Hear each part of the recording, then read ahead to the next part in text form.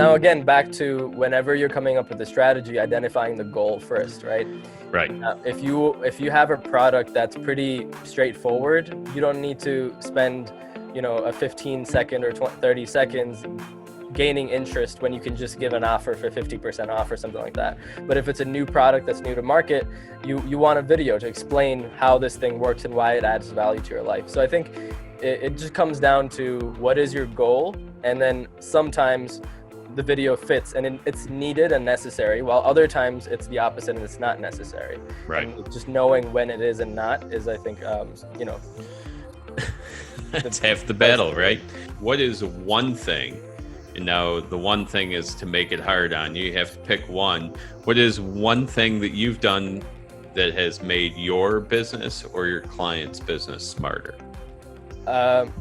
Always start from scratch for projects. Come into projects with no assumptions, even within my own team. And even if I'm working for a client, assume you know nothing and start from there.